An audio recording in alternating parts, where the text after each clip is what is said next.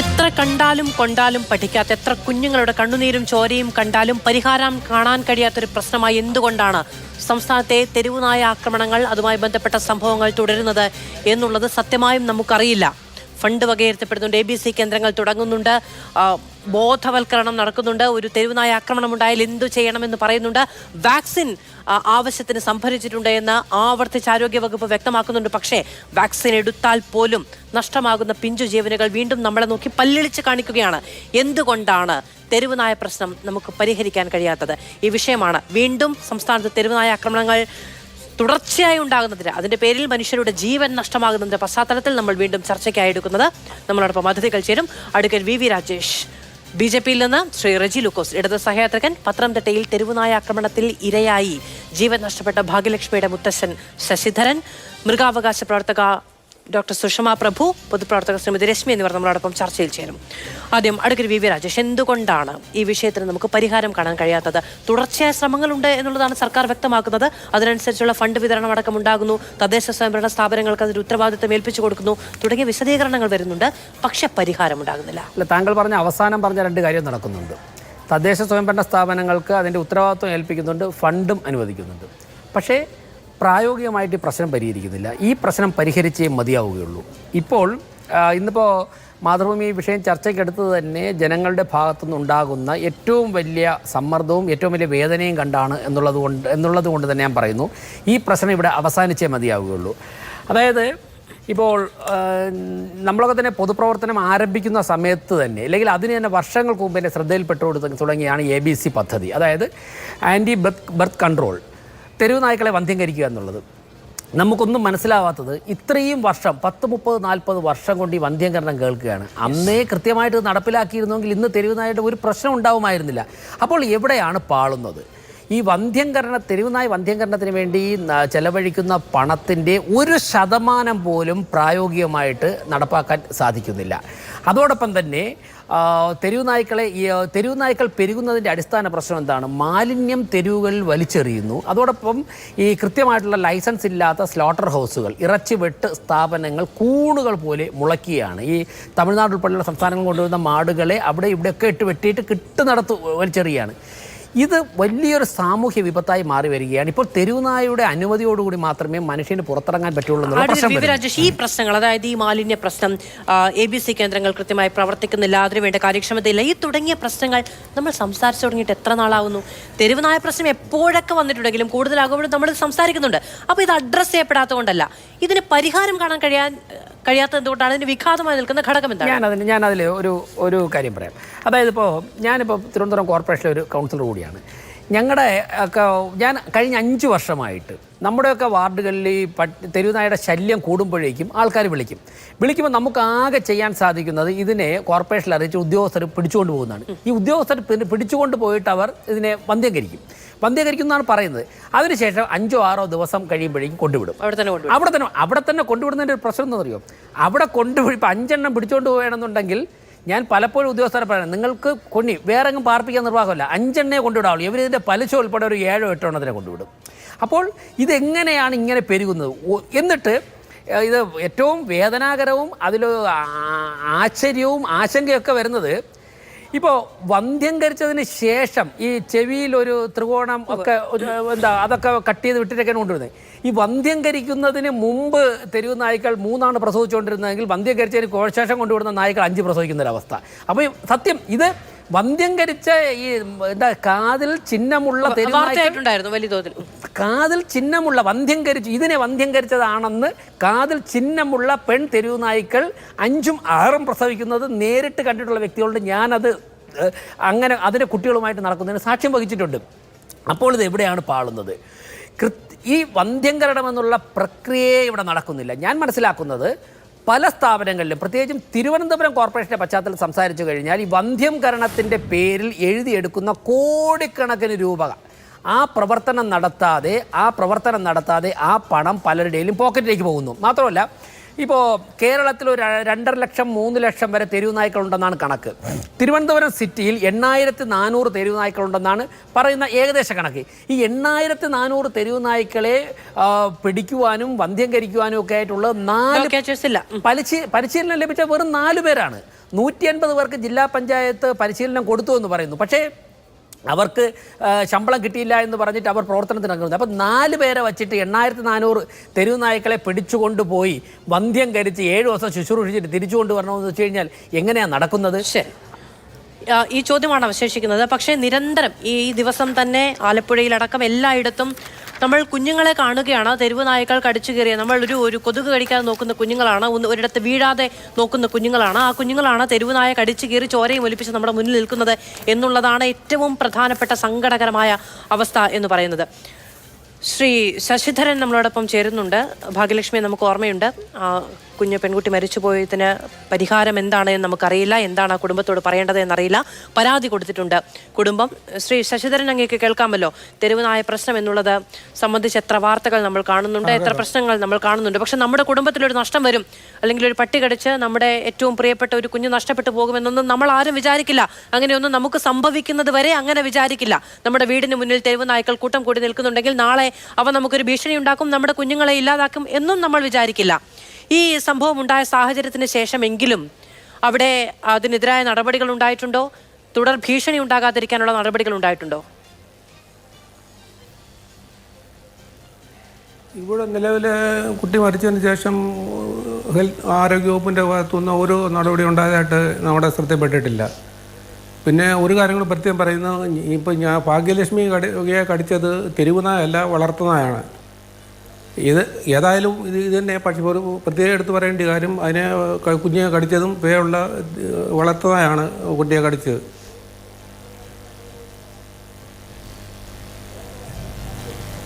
കേൾക്കാമോ അങ്ങേക്ക്? ഈ പ്രശ്നം ഉണ്ടായതിനു ശേഷവും അവിടെ ഒരു തരത്തിലുള്ള നടപടികളും ഉണ്ടാകുന്നില്ല എന്ന് പറയുന്നു. ഇപ്പൊ നമ്മൾ വീട്ടിൽ ഇട്ട് വളർത്തുന്ന നായ്ക്ക് പേവിഷബാധ ഉണ്ടാകുന്ന സാഹചര്യങ്ങൾ കൂടി പരിഗണിക്കേണ്ടതുണ്ടല്ലോ. അപ്പൊ അത് സംബന്ധിച്ച പരിശോധനകളോ മറ്റോ അവിടെ ഉണ്ടായിട്ടുണ്ടോ? എങ്ങനെയാണ് ഈ പേവിഷബാധ ഉണ്ടായത്, എങ്ങനെയാണ് അതിനുള്ള സാഹചര്യം ഉണ്ടാകുന്നത് തുടങ്ങിയ കാര്യങ്ങളൊക്കെ അന്വേഷിക്കുകയോ മറ്റോ ഉണ്ടായോ? അങ്ങനെ ഒരു അന്വേഷണം നടന്നതായിട്ട് ശ്രദ്ധയിൽപ്പെട്ടിട്ടില്ല. കാരണം ഈ പട്ടിയെ അവർ പിടിച്ച് കെട്ടിയിട്ട് വളർത്തുന്ന പട്ടിയായിരുന്നാണ് പറയുന്നത്. ഇത് സ്കൂളിൽ പോകാനായിട്ട് കുട്ടി കഴിഞ്ഞ ഡിസംബർ 13-ാം തീയതി രാവിലെ സ്കൂളിൽ ബസ് വരുന്ന 7:45 സമയത്തോടു കൂടി ബസ് വരുന്ന സമയത്ത് സ്കൂളിൽ ബസ് കാത്തു നിൽക്കുന്ന സമയത്താണ് ഈ സംഭവം ഉണ്ടാകുന്നത്.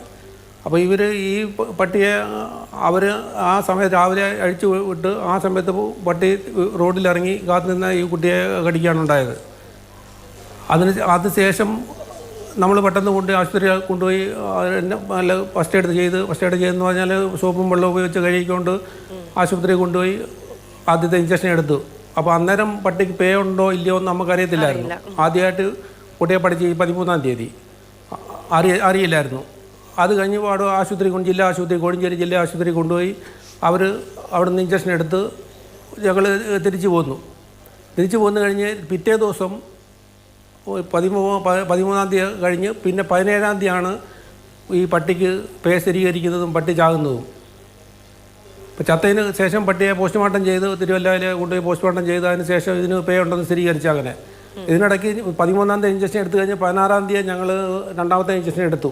അന്ന് 16-ാം തീയതി ഇഞ്ചക്ഷൻ എടുത്തതിന് ശേഷവും പട്ടിക്ക് പേ ഉണ്ടോ ഇല്ലെന്ന് അറിയത്തില്ലായിരുന്നു. അതിൻ്റെ പിറ്റേ ദിവസം 17-ാം തീയതിയാണ് പേ ഉണ്ടെന്ന് സ്ഥിരീകരിച്ചു. അന്നേരം തന്നെ ആശുപത്രി വിളിച്ച് ഡോക്ടറോട് വിവരം പറഞ്ഞ് ഇങ്ങനെ പട്ടി ചത്ത് പോയിട്ടുണ്ട്, അതിന് പോസ്റ്റ്മോർട്ടം നടത്തിയാൽ പേ വിഷാദ ഉള്ളതായിട്ടാണ് സ്ഥിരീകരിച്ചിരിക്കുന്നത് എന്ന് ഡോക്ടർ പറഞ്ഞു. അത് സാരമില്ല, ഇഞ്ചക്ഷൻ നിങ്ങൾ 4 ഇഞ്ചക്ഷൻ ഉണ്ട്, അത് കംപ്ലീറ്റ് ചെയ്യണം അങ്ങനെ പറഞ്ഞു. അത് കഴിഞ്ഞ് പിന്നെ 17-ാം തീയതി 20-ാം തീയതി പിന്നെ ലാസ്റ്റ് ഡോസ് എടുത്തത് കഴിഞ്ഞ ജനുവരി 8-ാം തീയതി. അങ്ങനെ 4 ഡോസും ഞങ്ങൾ കംപ്ലീറ്റ് എടുത്തതിന് ശേഷമാണ് ഈ ഏപ്രിൽ 2-ാം തീയതി കുഞ്ഞിന് അസ്വസ്ഥത ഉണ്ടാകുന്നതും ഇങ്ങനെ പിന്നെ ആശുപത്രി കൊണ്ടുവന്ന് വയ്യാതെ വരുന്നതൊക്കെ. ഈ സമയത്തിനുള്ളിൽ ഇവിടുത്തെ വകുപ്പിൻ്റെ അടുത്തും ഇവിടുത്തെ മെമ്പറും പഞ്ചായത്ത് പ്രസിഡൻറ്റും കൂടിയായിരുന്ന ഈ മിനി സോമരാൻ എന്ന് പറയുന്ന അവരുടെ അടുത്തും നമ്മൾ റിപ്പോർട്ട് ചെയ്തിരുന്നു ഈ വിവരങ്ങൾ. കുട്ടിയെ ഇങ്ങനെ പട്ടി കടിച്ചിട്ടുണ്ട്, പഠിച്ചപ്പോഴേ പേ സ്ഥിരീകരിച്ചിട്ടും ഇല്ലായിരുന്ന സമയത്ത് ആ സമയത്ത് 17-ാം തീയതിയാണ് പട്ടിക്ക് സ്ഥിരീകരിച്ചത്. ആ വിവരം രണ്ടാമത് അവരോട് പറഞ്ഞു. അത് കഴിഞ്ഞ് പഞ്ചായത്ത് സെക്രട്ടറിക്ക് ഒരു പരാതി എഴുതി കൊടുത്തു. ആദ്യം ഒന്ന് ഇങ്ങനെ ഇത്ര 15 കുഞ്ഞിനെ പട്ടി കടിച്ച് സ്കൂളിൽ പോകാൻ നേരം കാത്തിരിക്കുന്ന സമയത്താണ് പട്ടി കടിച്ചത്. അത് ഞാൻ ആ പരാതി തന്നുണ്ടോ, അത് ഞാൻ ശ്രദ്ധിച്ചോളാം, അത് അങ്ങനെ പറഞ്ഞു. അതിൻ്റെ പിറ്റേ ദിവസം 3 ദിവസം കഴിഞ്ഞ് പിന്നെ 17-ാം തീയതിയാണ് പട്ടി ചാകുന്നത്. അന്നേരം ഞാൻ ഈ സെക്രട്ടറി വിളിച്ചിട്ട് പറഞ്ഞു, സാറേ ഈ കുട്ടിക്ക് കടിച്ച പട്ടിക്ക് പേ സ്ഥിരീകരിച്ചിട്ടുണ്ട്, അതിന് നമുക്കൊരു ബോധവൽക്കരണം ഇവിടെ നടത്തണം, ഇങ്ങനെ ഒന്നുമില്ലേ ഇനിയല്ല ഇങ്ങനെ ഒരു സംഭവം ഉണ്ടാകാൻ പാടില്ല, പല കുട്ടികളും ഇടവഴികളിലൂടെ പോയിട്ടാണ് സ്കൂളിൽ പോകുന്നത് എടുക്കുന്നതൊക്കെ. അപ്പം ഈ ഇവർ ഇതിനൊരു ബോധവൽക്കരണം ചെയ്തുകൊണ്ട് ഇനി ഇങ്ങനെ പട്ടി എടുക്കുക, ഇനി ഈ ഇഞ്ചക്ഷൻ ഈ പട്ടി ഒരു പ്രത്യേക ഒരു കാര്യം, ഈ പട്ടിക്ക് ഇവർ ഇഞ്ചക്ഷൻ എടുത്തിരുന്നില്ല. ഈ 13-ാം തീയതി പട്ടി പഠിക്കുന്ന സമയത്തും 5-ാം തീയതി ഇവിടെ മൈക്കിലൂടെ അനൗൺസ്മെൻറ്റ് ചെയ്ത് പഞ്ചായത്തിൻ്റെ വകയായിട്ട് വണ്ടിയിൽ വിളിച്ച് പറഞ്ഞ് അനൗൺസ്മെൻറ്റ് പറഞ്ഞ് നടന്ന് എടുത്തൊരു ഇവിടെ ഒരു നേഴ്സറിയിൽ ഇതിനുള്ള സംവിധാനം ഉണ്ടാക്കുന്നുണ്ട്. അപ്പം നേഴ്സറിയിൽ അവർ കൊണ്ടുപോയി എല്ലാവരും പട്ടിയെ ഇഞ്ചക്ഷൻ എടുക്കണമെന്ന് മൈക്കിൽ അനൗൺസ്മെൻറ്റ് നടത്തി. അവരന്തരം അതിനെ കൊണ്ടുപോയില്ല, ഈ 5-ാം തീയതി കൊണ്ടുപോയില്ല. അതിനുശേഷം ഈ 13-ാം തീയതി ഈ കുട്ടിയെ ഇതിനെ അന്നേരം അവർ അങ്കലാപ്പെട്ട് അവരും പറഞ്ഞു, അയ്യോ കുഞ്ഞിന് എന്തെങ്കിലും പറ്റായിരുന്നാൽ മതി, ഇഞ്ചക്ഷൻ എടുക്കാനും പറ്റിയില്ല. അങ്ങനെ അവരും നമ്മളോട് തന്നെ പറഞ്ഞു. അപ്പോൾ അങ്ങനെ അവർ ഇഞ്ചക്ഷൻ എടുത്തിട്ടുമില്ല, അതിനുള്ള ലൈസൻസും ഇല്ല. പിന്നെ മൃഗാശുപത്രിയായിട്ട് ബന്ധപ്പെട്ടപ്പോൾ ഒരു ഇഞ്ചക്ഷൻ എടുത്തിട്ടില്ലെന്ന് പറഞ്ഞു. ഇതിന് പട്ടിക്ക് ആരുടെ വീഴ്ചയാണെങ്കിലും വ്യക്തിപരമായ വീഴ്ചയാണെങ്കിലും സംവിധാനത്തിന്റെ വീഴ്ചയാണെങ്കിലും നഷ്ടപ്പെടുന്ന ജീവനുകൾ എന്ന് പറയുന്നത് എല്ലാവരുടെയും പ്രിയപ്പെട്ടതാണ് എന്നുള്ളതാണ്. ഒന്നും ചെയ്യാൻ കഴിയുന്നില്ല. ഇത് ഈ നായയെ നോക്കി വളർത്തുന്നവരോ അതിൽ വീഴ്ച വരുത്തുന്നവർക്കോ സമൂഹത്തിനോ പഞ്ചായത്തിനോ ഒന്നും ചെയ്യാൻ കഴിയുന്നില്ല. നിരന്തരം ജീവനുകൾ നഷ്ടപ്പെടുന്നു എന്നുള്ളതാണ് ഏറ്റവും പ്രശ്നഭരിതമായ ഒരു സാഹചര്യം ഉണ്ടാക്കുന്നത്. ശ്രീ റെജി ലൂക്കോസ്, നോക്കൂ, ഇതിപ്പോൾ എത്രാമത്തെ തവണയാണ് ഈ ഇങ്ങനെയൊരു വിഷയം, തെരുവു നായ പ്രശ്നം ജനങ്ങളുടെ ജീവൻ എടുക്കുന്നു എന്നുള്ളത് ഒരു പരിഷ്കൃത സമൂഹം ചർച്ച ചെയ്യപ്പെടേണ്ടതാണോ എന്നുപോലും സംശയമുണ്ട്. ഇതിനൊക്കെ പരിഹാരം കാണാൻ കഴിയില്ലെങ്കിൽ ഈ സംവിധാനം എന്തിനാണ് പ്രവർത്തിക്കുന്നത് എന്നതുപോലും അറിയില്ല. തെരുവു നായകൾ മനുഷ്യരുടെ ജീവൻ എടുക്കുന്നു, നിരന്തരം എടുക്കുന്നു. കുഞ്ഞുങ്ങളെ എല്ലാ കാലത്തേക്കും അംഗവൈകല്യമുള്ളവരാക്കുന്നു. അവരുടെ ആത്മവിശ്വാസത്തിന് തന്നെ കോട്ടം തട്ടുന്നത് പോലെ മുഖത്തടക്കം പരിക്കുകൾ ഉണ്ടാക്കുന്നു. ജീവിതകാലം മുഴുവനും അതവിടെ നിലനിൽക്കുന്നു. ഏറ്റവും പ്രധാനമായി ജീവനില്ലാതെയാക്കുന്നു എന്നുള്ള പ്രശ്നത്തിന് പരിഹാരം കാണാതെ പോകുന്നത് എങ്ങനെയാണ്? അല്ല, തീർച്ചയായിട്ടും പരിഷ്കൃത സമൂഹത്തിനൊരു അപമാനമാണ് ഈ തെരുവ് നായ്ക്കളെന്ന് പറയുന്നത്. ഞാൻ മാതിനോട് ചോദിക്കട്ടെ, ഇവിടെ ആടിനെ കൊല്ലാം, കോഴിയെ കൊല്ലാം, എരുമയെ കൊല്ലാം, പോത്തിനെ കൊല്ലാം, പട്ടിയെ കൊല്ലാൻ പാടില്ല.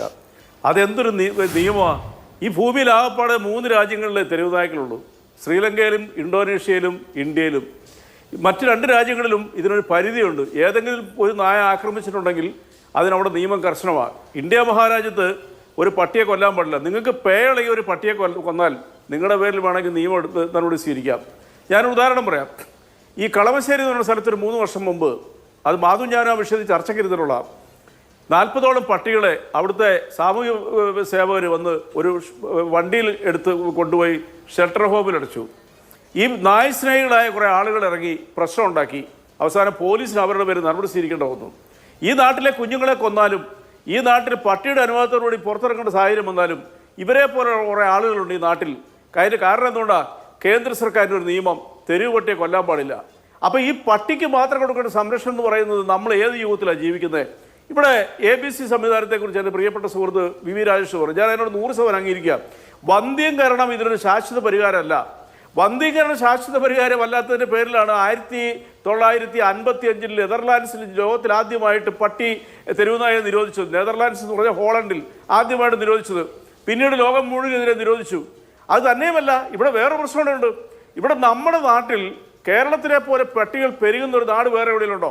നിങ്ങൾ തമിഴ്നാട്ടിലേക്ക് പരിഹാരം എന്താണ്? ഇങ്ങനെ ഒരു പ്രശ്നമുണ്ട്. നമുക്ക് തെരുവ് നായയെ കണ്ടെടുത്ത് വെച്ച് വെടിവെച്ച് കൊല്ലാനോ അല്ലെങ്കിൽ കൊന്നുകളയാനോ തല്ലിക്കൊന്നുകളയാനോ നിയമമില്ല. പക്ഷേ പരിഹാരം ഉണ്ടാകണമല്ലോ. നിയമം ഇല്ലാത്തിടത്ത് മറ്റെന്തു ചെയ്യാൻ കഴിയും? ഇതിപ്പോ നമുക്ക് നിലവിൽ നിയമം നിഷ്കർഷിച്ചിട്ടുള്ള ഒരു പരിഹാരം എന്ന് പറയുന്നത് അതിന്റെ വന്ധ്യംകരണം, അല്ലെങ്കിൽ ഇപ്പൊ പേ പിടിച്ച പട്ടിയെ വന്ധ്യംകരിച്ചത് കൊണ്ട് അത് ആളുകളെ ആക്രമിക്കാതിരിക്കില്ല. പക്ഷെ ചെയ്യാൻ കഴിയുന്നത് ഇതിന്റെ ബർത്ത് കൺട്രോൾ അത് നടപ്പിലാക്കി കാലക്രമേണ ഇതിന്റെ ശല്യം കുറയ്ക്കുക എന്നുള്ളതാണ്. പക്ഷെ അത് നടപ്പിലാകുന്നില്ല. അതിനുവേണ്ടി പല കെട്ടിടങ്ങൾ കെട്ടിയിടുന്നു. അത് പിന്നീട് സാമൂഹ്യ വിരുദ്ധരുടെ കേന്ദ്രമായി മാറുന്നു. അത് അടച്ചിടുന്നു. അവിടെ പട്ടികൾ പെറ്റുപെരുകുന്നു. ഈ അവസ്ഥയിലാണ് മുന്നോട്ട് പോകുന്നത്. കാര്യങ്ങൾ ചെയ്യാൻ കഴിവുള്ള കാര്യങ്ങളെങ്കിലും കൃത്യമായി ചെയ്യണ്ടേ? അല്ല, അത് ഒറ്റ മറുപടിയുള്ളൂ. നിയമം മനുഷ്യന് വേണ്ടിയിട്ടുള്ളതല്ലേ? മനുഷ്യന് അപകടകരമായ രീതിയിൽ ജീവനെ ശല്യം ചെയ്യുന്ന ഏത് നിയമമുണ്ട് ആ നിയമം എടുത്ത് മാറ്റണം. ആ നിയമം കാലാനുസൃതമായിട്ട് പരിഷ്കരിക്കണം. അന്ന് കളമശ്ശേരിയിലെ വിഷയത്തിൽ മേനകാന്തി ഇടപെട്ടു. അവർ പാരിശ്രമിക പ്രസ്ഥാനം നടത്തി. അവർക്കെതിരെ നിയമ നടപടി വേണമെന്ന് പറഞ്ഞുകൊണ്ട് ഞാനൊരു കാര്യം ചോദിക്കട്ടെ. ഇവിടെ ഷെൽട്ടർ ഹോംസിനെ കുറിച്ച് പറഞ്ഞു. കേരളത്തിൽ ആദ്യമായിട്ട് പട്ടിക്ക് വേണ്ടി ഏറ്റവും മനോഹരമായിട്ടുള്ളൊരു ഷെൽട്ടർ ഹോം ഉണ്ടാക്കി എവിടെയെന്നറിയോ? പാലാ മുനിസിപ്പാലിറ്റിയിലാ 3 പട്ടിയെ കൊണ്ടിട്ട് നാട്ടുകാർ പറഞ്ഞു ഇനി മേലിലൂടെ ഇടാൻ പാടില്ല, ഞങ്ങൾക്ക് ശല്യമാണെന്ന് പറഞ്ഞു. അതുപോലെ തന്നെയാണ് മുളന്തുരുത്തി എന്ന് പറഞ്ഞ സ്ഥലത്ത് മനുഷ്യർ അവിടുത്തെ പഞ്ചായത്തിലാണ് കൂടി പിന്നെ ആളുകൾ താമസിക്കുന്നതിനടുക്കുള്ള ഒരു പിന്നെ ഷെൽട്ടർ ഹോം പണിതു. നാട്ടുകാർ പ്രശ്നം ഉണ്ടാക്കി. ഇനി മറ്റൊന്ന് ഏറ്റവും വലിയ ഗതികേട് അതല്ല, ഇനി വന്ധീകരിക്കണമെന്ന് വെച്ചു. അത് പ്രായോഗികമല്ലെന്ന് നമുക്ക് വളരെ വ്യക്തമായിട്ട് അറിയാം.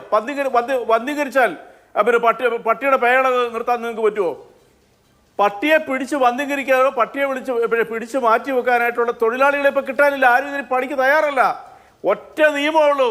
ഇവിടുത്തെ MP-മാർ ശക്തമായ പ്രശ്നം എടുത്ത് ബഹുമാനപ്പെട്ട VV രാജേഷെ ഉള്ളവരെ പോലെയുള്ള രാഷ്ട്രീയ നേതാക്കന്മാരും ഇവിടുത്തെ MP-മാരും നമ്മുടെ സർക്കാരെല്ലാം മുൻകൈ എടുത്ത് കേന്ദ്ര സർക്കാരിനെ കൊണ്ട് ഈ അപരിഷ്കൃത ഡോക്ടർമാർക്ക് ശമ്പളം കൊടുക്കുക, ABC കേന്ദ്രങ്ങൾ കൃത്യമായി പ്രവർത്തിക്കുക തുടങ്ങിയ കാര്യങ്ങൾക്ക് ഫണ്ട് അലോക്കേറ്റ് ചെയ്യുന്നത് എവിടെ നിന്നാണ്?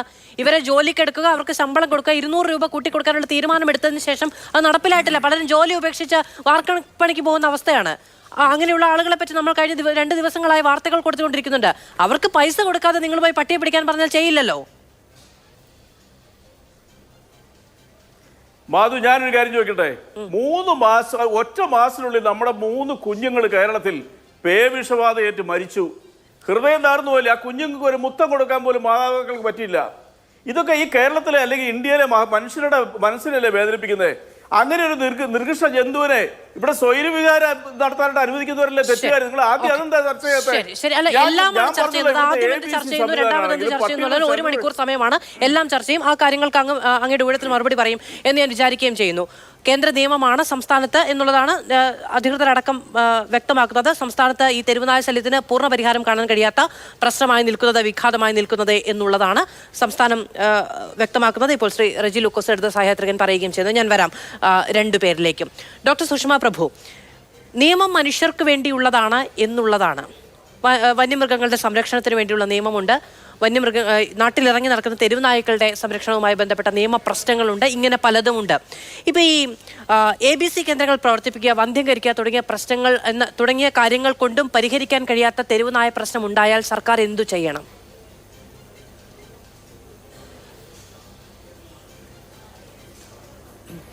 ABC സർക്കാർ പറയുന്നത് ABC പ്രാവർത്തികമല്ല, അതുകൊണ്ട് കാര്യമില്ല എന്നുള്ളതാണ്. പക്ഷേ കേരളത്തിലെ ഒരു സ്ഥലത്ത് പോലും അതിൻ്റെ സ്റ്റാൻഡേർഡ് ഓപ്പറേറ്റിംഗ് പ്രൊസീജിയർ പ്രകാരമുള്ള ABC ഇതുവരെ നടത്തിയിട്ടില്ല. പിന്നെ ഒരു ഡോഗ് പോപ്പുലേഷൻ എസ്റ്റിമേറ്റ് പറയുന്നുണ്ട്. പക്ഷെ കൃത്യമായ ഒരു ഡോഗ് പോപ്പുലേഷൻ കൗണ്ട് ഒരു ഡിസ്ട്രിക്റ്റിൽ പോലും ചെയ്തിട്ടില്ല. വേറെ ഒന്ന്, കണ്ണൂർ ഇപ്പോൾ ഇത്ര വലിയ ഡിസ്ട്രിക്റ്റിൽ പിന്നെ 1,00,000-ഓളം തെരുവുനായ്ക്കളുണ്ടാവാം. പക്ഷേ അതിനാകെ ഒരു സെൻറ്റർ മാത്രമേ ഉള്ളൂ. അത് എത്രയോ കിലോമീറ്റർ ദൂരം ദിവസവും പോയി പിടിക്കാൻ ചിലപ്പോൾ കിട്ടുന്നത് 5-6 നായ്ക്കളെ മാത്രമായിരിക്കും. അവരെ തിരിച്ചു കൊണ്ടുവന്ന് വന്ധ്യംകരിച്ച് 4-5 ദിവസം കഴിയുമ്പോൾ തിരിച്ച് അതേ സ്ഥലത്ത് തന്നെ കൊണ്ടുവിടണം. അപ്പോൾ ഇത്രയും ദൂരം, ഇത്രയും വ്യാപ്തിയുള്ളൊരു സ്ഥലത്ത് ഒറ്റൊരു സെൻറ്റർ നടത്തുന്നതിൽ തീരെ അർത്ഥമില്ല. അതിൽ എല്ലാ ബ്ലോക്ക് പഞ്ചായത്ത് തലത്തിൽ ചെറിയ ചെറിയ സെൻറ്റേഴ്സാണ് നമുക്ക് ആവശ്യം. വലിയ ഒരു സെൻറ്ററിന് പകരം ചെറിയ ചെറിയ സെൻറ്റേഴ്സാണ് നമുക്ക് ആവശ്യം. പിന്നെ ശമ്പളത്തിൻ്റെ കാര്യം പറഞ്ഞല്ലോ, അത് ഞാൻ കണ്ണൂരിലെ ABC മോണിറ്ററിംഗ് കമ്മിറ്റിയിലെ മെമ്പറാണ്. എനിക്ക് നേരിട്ട് അറിയാവുന്ന സംഗതിയാണ്. കോവിഡ് സമയത്തൊക്കെ പല സമയങ്ങളിലും അവർക്ക് പൈസ കിട്ടാണ്ട്, പിന്നെ അരി സാധനങ്ങളും വാങ്ങിക്കാൻ പറ്റാണ്ട് അടുത്തുള്ള ഷോപ്പിലൊക്കെ ചെറിയ പീടികളൊക്കെ കടം പറഞ്ഞിട്ട് വാങ്ങിച്ച സന്ദർഭങ്ങൾ ഉണ്ടായിട്ടുണ്ട്. അങ്ങനത്തെ ഒരു അവസ്ഥ വന്നാൽ ഒരു പണിക്കാരും നിൽക്കില്ല എന്ത് തന്നെയാലും. ഇപ്പോൾ ഇത്രയും ജോലി ആവശ്യമുള്ളൊരു സംസ്ഥാനത്ത് ഡോഗ് കാച്ചേഴ്സിനെയും കിട്ടും. ഡോഗ് കാച്ചേഴ്സ് എന്ന് പറഞ്ഞാൽ നമുക്ക് അവരെ ചെറുതായി കാണേണ്ട ആവശ്യമില്ല. അവർ നല്ല ട്രെയിനിങ് കൊടുത്തു കഴിഞ്ഞ് മിക്ക ഡോഗ് കാച്ചേഴ്സും അവർ തന്നെ ഒരു പാരാവെറ്റിൻ്റെ പണിയെടുക്കുന്നുണ്ട്. അതായത് സർജറി കഴിഞ്ഞാലുള്ള ഡോഗ്സിനെ സംരക്ഷിക്കുക എന്ന കാര്യങ്ങളും കൂടി നോക്കുന്നുണ്ട് അവർ. അപ്പം അതിന് ശരിക്കും പറഞ്ഞാൽ ആളെ കിട്ടും. ശരിക്കും കൃത്യമായിട്ടുള്ള ശമ്പളം, കൃത്യമായിട്ടുള്ള താമസ സൗകര്യമൊക്കെ ആക്കി കൊടുക്കുകയാണെങ്കിൽ അതിന് കിട്ടാതിരിക്കാൻ സാധ്യതയില്ല. പിന്നെ വേറെ ഒന്നെന്ന് വെച്ചാൽ നമ്മുടെ നാട്ടിൽ ഏറ്റവും അധികം കഷ്ടം അനുഭവിക്കുന്നത് ഈ പട്ടികളെ, തെരുവ് നായ്ക്കളെ, അവരോട് ഇഷ്ടമുള്ള ആൾക്കാർ. ശരിക്കും അവരോട് ഇപ്പോൾ നായ്ക്കളുടെ ഇഷ്ടം എന്ന് പറയുമ്പോൾ മനുഷ്യരോട് ഇഷ്ടമില്ലാന്ന അർത്ഥം വരുന്നില്ല. പക്ഷേ എല്ലാവരും അങ്ങനെയാണ് അത് കണക്കാക്കുന്നത്. ഇപ്പോൾ അടുത്തതായിട്ട് നടന്ന ചില സംഭവങ്ങൾ ഞാൻ പറയാം. കഴിഞ്ഞ 2 വർഷം മുമ്പ് കണ്ണൂർ പയ്യാമ്പലം ഏരിയയിൽ ഒരു പേവിഷബാധ കളിക്കുന്നതായി കുറേ ആൾക്കാരെ കടിച്ചു. അപ്പം അത് ഭാഗ്യത്തിൽ ആരും മരിച്ചൊന്നുമില്ല. പക്ഷേ ആ കടിച്ച് ശരിക്കും റിങ് വാക്സിനേഷൻ ചെയ്യണമെന്നാണ് ഒരു സ്ഥലത്ത് റിപ്പോർട്ട് ചെയ്തിട്ടുണ്ടെങ്കിൽ അത് ചെയ്തത് ഞങ്ങളാണ്. ഇപ്പോൾ എൻ്റെ സംഘടനയും ആനിമൽ ഹസ്ബൻഡറി ഡിപ്പാർട്ട്മെൻറ്റിൻ്റെ സഹായത്തോടു കൂടി ഫീഡേഴ്സിൻ്റെ സഹായത്തോടു കൂടിയാണ് ഒരു 10-40ഓളം നായ്ക്കളെ ആ ഏരിയയിൽ പിടിച്ചിട്ട് അവർക്ക് വാക്സിനേഷൻ കൊടുത്തത്. ആ ഏരിയയിൽ പിന്നെ ഒരു പേവിഷബാധ ആ സ്ഥലത്ത് ഇതുവരെയായിട്ട് ഇളകി ആ നായിൽ നിന്ന് പടർന്നൊരു പേവിഷബാധ ഉണ്ടായിട്ടില്ല എന്ന് പറയാം. ഈ വളരെ അടുത്തായിട്ട് തന്നെ കുറച്ച് മാസം മുമ്പ് കണ്ണൂർ റെയിൽവേ സ്റ്റേഷനിൽ 10-17 ആൾക്കാരോടും കടിച്ചു ഒരു തെരുവ് നായ. ആ നായ രാവിലെ 9:30 മണിക്കാണ് ആദ്യം കടിച്ചത്. അതായത് അവിടുത്തെ ഒരു സ്വീപ്പറെയാണ് കടിച്ചത്. സ്വീപ്പറിൻ്റെ ഉടുപ്പിനുള്ളിലൂടെ ആയതുകൊണ്ട് വലിയ കാര്യമായിട്ടൊന്നും പറ്റിയില്ല. പക്ഷെ ആ സമയം മുതൽ ആ railway doctor local self government അതോറിറ്റീസിനെ വിളിച്ച് സംഗതി പറയുകയുണ്ടായി. എല്ലാവരും കൈമലർത്തി ചെയ്യുന്നത് ഞങ്ങൾക്ക് ആളില്ല, ഞങ്ങളാണോ വന്ന് പിടിക്കേണ്ടത്, നായ കടിച്ച നമ്മളെന്ത് ചെയ്യാനാ, ഞങ്ങൾ വന്ന് പിടിക്കണോ എന്നൊക്കെയാണ് ചോദ്യങ്ങളുണ്ടായത്. ശരിക്ക് ആനിമൽ ബർത്ത് കൺട്രോൾ റൂൾസിൽ കറക്റ്റായിട്ട് പറയുന്നുണ്ട് എന്ത് ചെയ്യണം. ഒരു ഏരിയയിലെ ഒരു നായ, പേവിഷബാധയുള്ള നായ എന്ന് വേണമെന്നില്ല, ഒരു നായ ഒരു അക്രമാസക്തമായിട്ടുണ്ട് കടിക്കുന്നുണ്ടെന്ന് പറഞ്ഞാൽ എന്ത് ചെയ്യണം. അത് പറഞ്ഞിരിക്കുന്ന ഓൺ എ പ്രയോറിറ്റി ബേസിസ്, അതായത് ബാക്കിയെല്ലാം ഒഴിച്ചു വിട്ടിട്ട് ഒരു ഡോഗ് സ്ക്വാഡ് രൂപീകരിക്കണം എല്ലാ പഞ്ചായത്തുകളിലും. അത് ചില ഡോഗ് സ്ക്വാഡ് എന്ന് പറഞ്ഞാൽ പിടിക്കാൻ അറിയുന്ന ഒരാൾ, നായ നോക്കാൻ അറിഞ്ഞാൽ അവിടെ അടുത്തുള്ളൊരു ആനിമൽ വെൽഫെയർ ആളായാലും മതി. ഒരു ചെറിയൊരു സ്ക്വാഡ് ഫോം ചെയ്താണെങ്കിൽ ഓൺ എ പ്രയോറിറ്റി ബേസിസ് ഇങ്ങനൊരു കോൾ വന്നാൽ ബാക്കി എല്ലാം ഒഴിച്ചു നിർത്തിയിട്ട് അവിടെ ചെല്ലുക, ആ ഡോഗിനെ ഐഡൻറ്റിഫൈ ചെയ്യുക, പിടിച്ച് ഒബ്സർവേഷനിൽ വെക്കുക. അത് സ്വാഭാവികമായി 3-4 ദിവസം കൊണ്ട് അത് ചത്തുപോകും പേവിഷബാധ ആണെങ്കിൽ. ഇനിയിപ്പം പേവിഷബാധയല്ല മറ്റുള്ള കാര്യങ്ങളുണ്ട് അക്രമാസക്തമായതെങ്കിൽ അതിനെ ഒരു NGOനെ ഏൽപ്പിക്കുക, എന്താ കാര്യം എന്ന് കണ്ടുപിടിക്കാൻ, എന്താ അസുഖം ഉണ്ടെങ്കിൽ ചികിത്സിക്കാൻ. ഇതാണ് ശരിക്ക് ആനിമൽ ബർത്ത് കൺട്രോൾ റൂൾസിൽ പറയുന്നത്. അപ്പോൾ അങ്ങനെ ഒരു റൂള് വ്യക്തമായിരിക്കെ ഈ റെയിൽവേ സ്റ്റേഷനിൽ ആദ്യത്തെ ഒരാളെ കടിച്ചു കഴിഞ്ഞിട്ട് ആരും അനങ്ങിയതേ ഇല്ല. ഒരു ഉച്ചയോടെയാണ് എനിക്ക് ഒരു കോള് ആ മാഡം വിളിച്ചത്. അപ്പോൾ ഞാൻ കഴിയുന്നതും എനിക്ക് പറ്റുന്നൊരു ക്യാച്ചറെ ഒരു പ്രശ്നമുള്ളത് ഡോക്ടർ സുഷമ നോക്കൂ, ഈ നിയമങ്ങളിൽ ഇങ്ങനെയൊക്കെയാണ് എഴുതി വെച്ചിരിക്കുന്നത്. ഈ മൃഗങ്ങളുമായി ബന്ധപ്പെട്ട നിയമത്തെക്കുറിച്ച് കുറച്ച് നാൾ മുമ്പ് നമ്മുടെ മുഖ്യമന്ത്രി തന്നെ പറഞ്ഞൊരു കാര്യമുണ്ട്.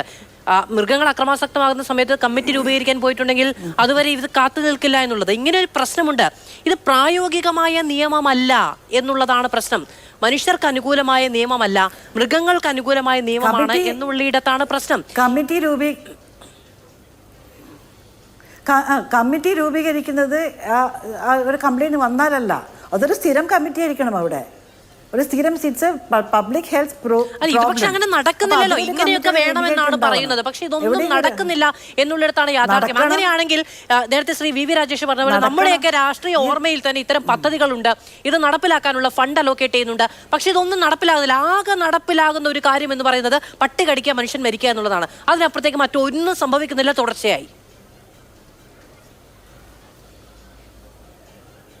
അത് ഇതുപോലത്തെ കേൾക്കുന്നില്ല. എനിക്ക് കേൾക്കാം, അങ്ങ് പറഞ്ഞോളൂ.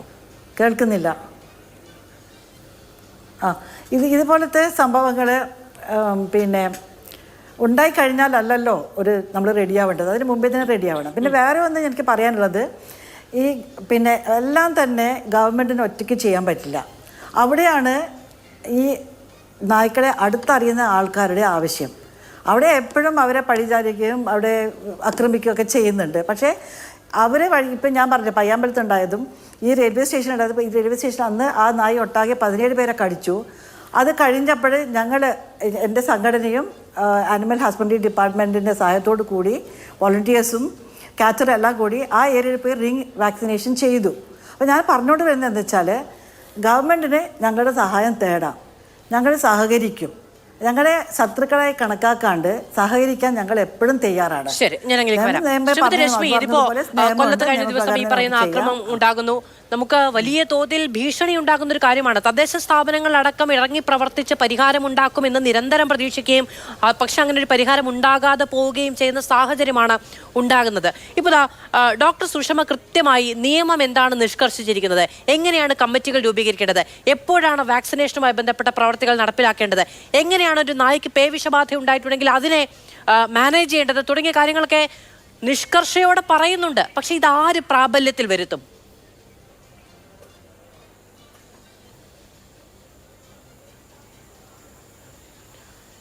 ശ്രീമതി രശ്മി കേൾക്കാമോ? കേൾക്കാം. ഞാൻ ചോദിച്ചത് അങ്ങ് കേട്ടെങ്കിൽ. ഇവിടെ ഡോക്ടർ സുഷമ പ്രഭു സൂചിപ്പിച്ചത് ഒന്ന് റിപ്പീറ്റ് ചെയ്യാമോ?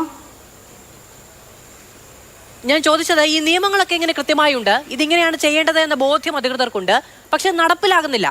ഇത് നടപ്പിലാക്കാനുള്ള ഉത്തരവാദിത്വം കൂടി നിറവേറ്റണമല്ലോ. അല്ലാതെ ഇങ്ങനെയൊക്കെ നിയമത്തിൽ എഴുതി വെച്ചു എന്ന് പറഞ്ഞ് ജനങ്ങളുടെ പ്രശ്നം പരിഹരിക്കപ്പെടില്ലല്ലോ.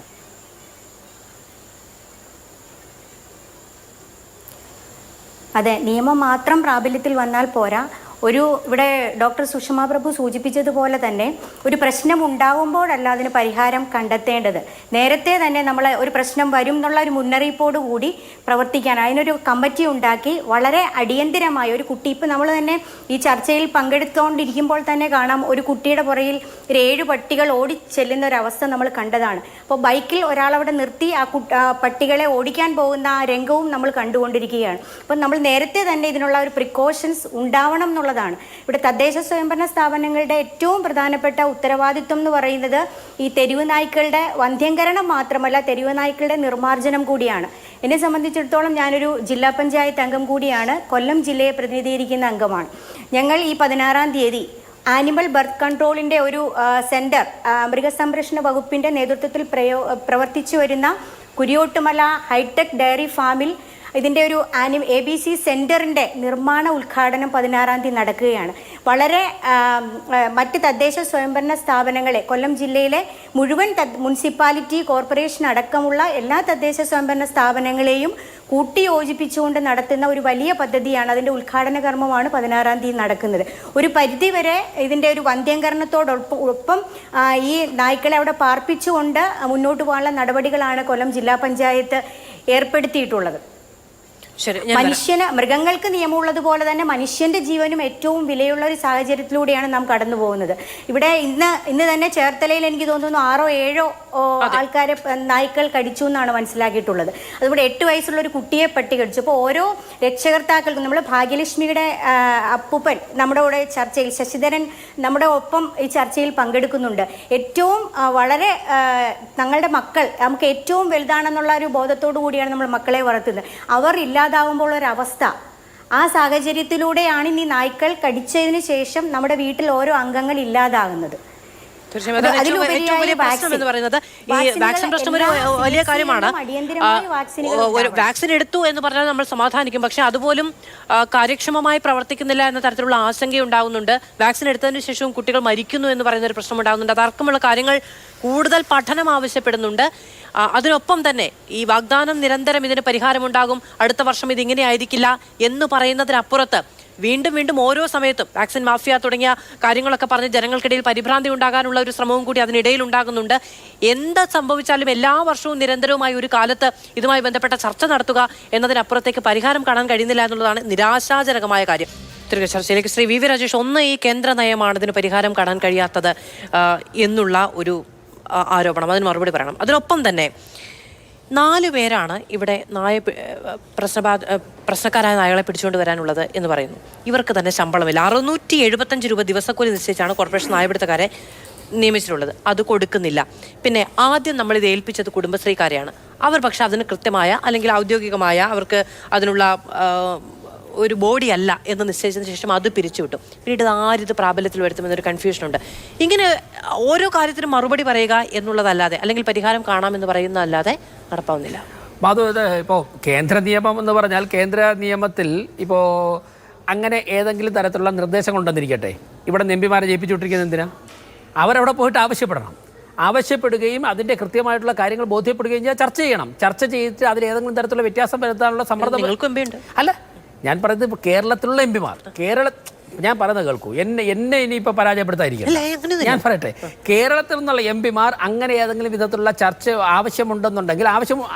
ഉണ്ട്, അവർ അതിൻ്റെ ശ്രദ്ധയിൽപ്പെടുത്തുകയും നിയമത്തിൽ മാറ്റം വരുത്തേണ്ട ആവശ്യമുണ്ടെങ്കിൽ അതിനുള്ള പരിശ്രമം നടത്തുകയും ചെയ്യണം. ഇന്ന് നമ്മളിവിടെ നിന്ന് ചർച്ച ചെയ്യുമ്പോഴേക്കും നാളെ രാവിലെ നിയമത്തിൽ മാറ്റം വരുത്താൻ പോകുന്നില്ലല്ലോ. നാളെ ഈ പ്രശ്നം പരിഹരിക്കാൻ എന്താ ചെയ്യാൻ പറ്റും? 40 വർഷം ഇപ്പോൾ എൻ്റെ കയ്യിൽ മാതൃഭൂമി പത്രമായിരിക്കുന്നത്. ABC കേന്ദ്രങ്ങൾ നവീകരിക്കുന്നു. ഏറ്റവും ചുരുങ്ങിയ ഒരു 100 വാർത്തയെങ്കിലും ഇതുപോലെ ഈ നവീകരിക്കാൻ വേണ്ടി 50 ലക്ഷം രൂപയാണ് മിനിമം അനുവദിക്കുന്നത്.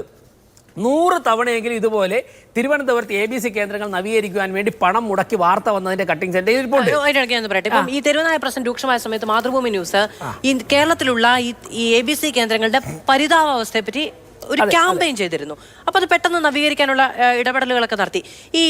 ഇതിന്റെ തന്നെ എണ്ണവുമായി ബന്ധപ്പെട്ട് സർക്കാരിന് ചില കണക്കുകളുണ്ട്. ആ കണക്കുകൾ കൂടി പരിശോധിക്കുമ്പോൾ അത് എത്രത്തോളം അപര്യാപ്തമായ രീതിയിലാണ് ഉണ്ടാവുന്നത് എന്നത് നമുക്ക് വ്യക്തമാണ്. അതായത് ഈ വന്ധ്യംകരിക്കാനുള്ള നായ്ക്കളുടെ എണ്ണവും ഇതും തമ്മിലുള്ള ഒരു ബന്ധം 2 ബ്ലോക്ക് പഞ്ചായത്തിന് ഒരു കേന്ദ്രം എന്ന നിലയ്ക്കാണ്. എത്ര നായ്ക്കളെയാണ് ഒരു ദിവസം ഒരു ഡോക്ടറിന് വന്ധ്യംകരിക്കാൻ കഴിയുക? താങ്കൾ പറഞ്ഞ മാതൃഭൂമിയിൽ നടത്തിയ ഇടപെടലിന് ശേഷം ഞാൻ കൃത്യമായിട്ട് നിരീക്ഷിച്ചാണ്. ഇപ്പോൾ ഞങ്ങളുടെ ഇവിടെയാണെങ്കിൽ പേട്ടയിലും വണ്ടിത്തടത്തും 2 തിരുവല്ലം ഭാഗത്ത് 2 ABC സെൻ്ററുകളാണുള്ളത്. അവിടെ ഒരു ദിവസം കിടത്താൻ പറ്റുന്ന 2 നായ്ക്കളെയാണ്. 8400 നായ്ക്കൾ അലഞ്ഞു തിരിഞ്ഞ് ആക്രമണോത്സവമായി നടക്കുന്ന സ്ഥലത്ത് 2 നായ്ക്കളെ ദിവസം വന്ധ്യംകരിച്ചിട്ട് 5 ദിവസം കിടത്തിയിട്ട് എത്ര ദിവസം കൊണ്ട് ഈ പ്രോസസ്സ് പൂർത്തിയാകും? ഒന്ന് ആലോചിച്ച് നോക്ക്. 40-50 ലക്ഷം രൂപയാണ്. ഇങ്ങനെ 100 തവണയെങ്കിലും പണം തിരുവനന്തപുരത്ത് അനുവദിച്ചിട്ടുണ്ട്. അപ്പോൾ നായ്ക്കളുടെ എണ്ണം വ്യാപകമായി പെരുകും. ശ്രീ റെജി ലൂക്കോസ് ഒരു കാര്യം പറഞ്ഞു. ഇപ്പോൾ പാലാ മുനിസിപ്പാലിറ്റി വളരെ നന്നായിട്ടൊരു ഷെൽട്ടർ ഹോം പണിഞ്ഞു നായ്ക്കളെ പാർപ്പിക്കാൻ വേണ്ടി. 2-3 കൊണ്ടിപ്പം ജനങ്ങൾ പ്രശ്നം ഉണ്ടാക്കി എന്നൊക്കെ പറഞ്ഞു. ഉണ്ടായി കാണാം. പക്ഷേ മധ്യപ്രദേശ് മുഖ്യമന്ത്രിയായിരുന്ന ശിവരാജ് സിംഗ് ചൗഹാൻ മുൻപ് തിരുവനന്തപുരത്ത് വന്നപ്പോൾ ഞങ്ങൾ വ്യക്തിപരമായി ഞാൻ സംസാരിച്ചു. തിരുവനന്തപുരത്ത് ഏറ്റവും വലിയ പ്രശ്നം ഇതാണ്. കാരണം ഏറ്റവും നന്നായിട്ട് വേസ്റ്റ് മാനേജ്മെൻറ്റ് കൈകാര്യം ചെയ്തിരിക്കുന്നത് ഇൻഡോറിലാണല്ലോ. അപ്പോൾ അദ്ദേഹം പറഞ്ഞത് മധ്യപ്രദേശിൽ ഞങ്ങളിത് പരിഹരിച്ചത് റിമോട്ട് ഏരിയയിൽ ഞങ്ങൾ സ്ഥലം കണ്ടെത്തിയിട്ട് അവിടെ ABC നടപ്പിലാക്കിയിട്ട് നായ്ക്കളെ തുറന്നുവിടുകയല്ല. അവയെ കൊണ്ടുവന്നിട്ട് ഭക്ഷണം കൊടുത്ത് ഡോക്ടർമാരുടെ മേൽനോട്ടത്തിൽ ഷെൽട്ടർ ഹോളിൽ ഞങ്ങൾ പാർപ്പിക്കും. ഞങ്ങൾക്ക് ഗവൺമെൻറ് കുറച്ച് പണം ചിലവായിട്ടുണ്ട്. തദ്ദേശ സ്ഥാപനങ്ങൾ പണം ചിലവായിട്ടുണ്ട്. ഗവൺമെൻറ് അനുവദിച്ചിട്ടുണ്ട് പണം. ആ പണം ചിലവാക്കിയപ്പോൾ ഞങ്ങൾക്ക് 10 വർഷം കൊണ്ട് ഈ നായ്ക്കളെ ഞങ്ങൾക്ക് പരിപൂർണമായിട്ടും ഇല്ലാതാക്കാൻ കഴിഞ്ഞു. പക്ഷേ എക്കോസിസ്റ്റം മെയിൻറ്റെയിൻ ചെയ്യാൻ വേണ്ടി ചില സ്ഥലത്തൊക്കെ ഇപ്പോഴും നായ്ക്കളുണ്ട്. അത് എക്കോസിസ്റ്റം മെയിൻറ്റെയിൻ ചെയ്യുന്നതിൻ്റെ ഭാഗമായിട്ട് ചില സ്ഥലത്തുണ്ടെന്ന് അദ്ദേഹം സമ്മതിക്കുമ്പോൾ തന്നെ ഈ ഭീകരാവസ്ഥ കുറയ്ക്കാൻ സാധിച്ചു. താങ്കൾ പറഞ്ഞു, ഞാൻ സമ്മതിക്കുന്നു, ചില സ്ഥലത്ത് ജനങ്ങൾ പോപ്പുലേഷൻ ഡെൻസിറ്റി കൂടിയ സ്ഥലത്ത് ഷെൽട്ടർ ഹോം പണിഞ്ഞു കഴിഞ്ഞാൽ അവിടെ പ്രശ്നം ഉണ്ടാവും. പക്ഷേ അതോടുകൂടി സാധ്യത ടോട്ടലി അവസാനിപ്പിക്കുന്നതിന് പകരം ഗവൺമെന്റ് തന്നെ മുൻകൈ എടുത്തുകൊണ്ട് റിമോട്ട് ഏരിയകളിൽ പണിയാനുള്ള സ്ഥലം കണ്ടെത്തുന്നതിലും ഒരു ആളുകളെ വിശ്വാസത്തിലെടുക്കുന്ന നമുക്ക് അതോടുകൂടി അവസാനിപ്പിക്കേണ്ട. ആ പരിശ്രമം ഗവൺമെന്റ് ടോട്ടലി എന്തിനാ അവസാനിപ്പിക്കുന്നത്? പരിശ്രമം തുടരാം. ഒരിടത്തും കിട്ടില്ല എന്നുള്ള പ്രശ്നമൊന്നുമില്ല. ഏതെങ്കിലും സ്ഥലത്ത് ഒരുപക്ഷെ സ്റ്റേറ്റ് വിട്ടിട്ടായിരിക്കാം, പുറത്തായിരിക്കാം, സ്റ്റേറ്റിന് പുറത്തായി പണം ചിലവഴിക്കേണ്ടി വരും. പക്ഷേ ജനങ്ങളുടെ ജീവൻ നഷ്ടപ്പെടുന്നത് നമുക്ക് അവസാനിപ്പിക്കാൻ സാധിക്കുമല്ലോ. അങ്ങനെയുള്ള പരിശ്രമം നടക്കുന്നില്ല. ഞാൻ ഈ പത്രമനോരമയാണ് ഒറ്റ വാർത്ത ഒന്ന് വായിച്ചോട്ടെ. 2016 മുതൽ 24 വരെയുള്ള 8 വർഷം സംസ്ഥാനത്ത് വന്ധ്യംകരണം നടത്തിയത് 1,16,000 തെരുവുനായ്ക്കളെ മാത്രം. 2019 ലൈഫ് സ്റ്റോക്ക് സെൻസസ് പ്രകാരം സംസ്ഥാനത്ത് 2,89,000 തെരുവുനായ്ക്കളുണ്ടായിരുന്നു. ഇപ്പോൾ ഇതിൻ്റെ ഇരട്ടിയോളം വരുമെന്നാണ് പറയുന്നത്. ഞാൻ ചോദിക്കട്ടെ, വന്ധ്യംകരണം പ്രോപ്പറായിട്ട് നടക്കുകയാണെന്നുണ്ടെങ്കിൽ ഈ ഇരട്ടിയോളം ആകുന്നത് എങ്ങനെയാണ്? ഇത് മനോരമയിൽ ഫ്രണ്ട് പേജിലൊന്ന് വാർത്തയാണ്. ഇതിൻ്റെ അകത്തെ പേജിലുള്ളത് നായ്ക്കലിയിൽ വിറങ്ങലിച്ച് നിൽക്കുന്ന നായ്ക്കലിയിൽ വിറങ്ങലിച്ച് നഗരം എന്നുള്ളതാണ്.